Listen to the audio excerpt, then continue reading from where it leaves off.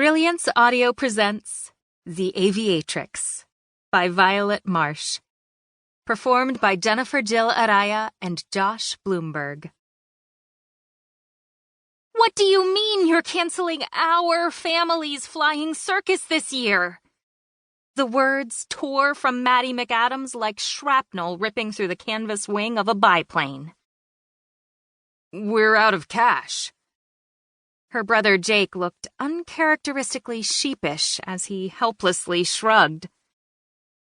Mattie squeezed her eyes shut as she painstakingly gathered her patience to deal with not one but 3 older brothers. In her younger years, she would have just exploded.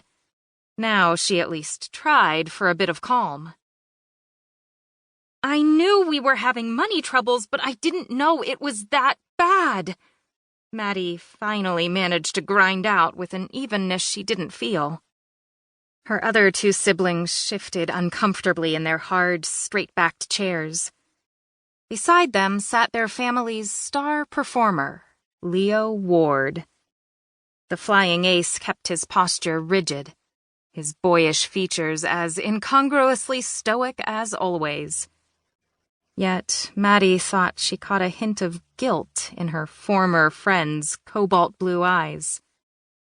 Her father, Walt McAdams, attempted a comforting smile, but even with the bill of his ever-present flat cap obscuring half his face, he couldn't hide his weariness. We didn't want to worry you, Swift, her father admitted. The old nickname triggered a poignant ache. Mattie drummed her fingers against the rough wood. Her father had built the dining set from a hickory tree that he'd felled to clear the original airstrip. Normally, touching the solid slab gave her a sense of comfort. The furniture was as stout and steady as the man who'd created it. Mattie had expected her pa's current overprotective behavior from her brothers, but not from him. We thought we could turn it around and we didn't want you to fret, Otto, her middle brother, admitted ruefully. Like Mattie, he had their mother's red hair. He tried to smooth his wavy locks with petroleum jelly, but the stubborn strands always escaped.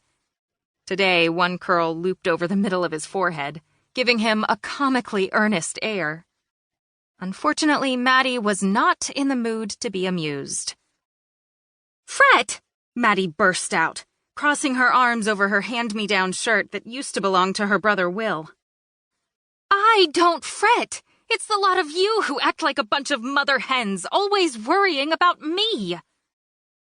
Her brothers exchanged looks among themselves and then glanced toward Leo. Mattie groaned and beat out an even faster tattoo along a gouge in the hickory wood. If we'd told you about the difficulties, you would have tried to fly crazy stunts to bring in an audience. Will leaned back in his chair, as if his statement explained everything. In a way, it did, but not how he'd intended.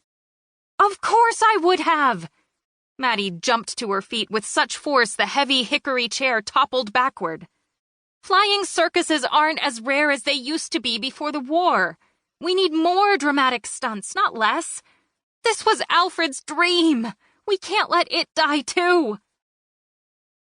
Almost unthinkingly, she stopped by her twins' old chair. The empty one. The one nobody ever used. The one they even avoided looking at. Instead, it sat as a dusty, silent monument to their loss. Rarely acknowledged, but always there.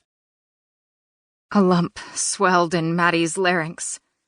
Swallowing hard against the physical pain, she gripped the back of Alfred's seat, wishing once again that her twin were still here. He'd understood her. He'd supported her. And he never would have allowed the circus that had permitted both of them to soar through the skies to flop over into financial ruin.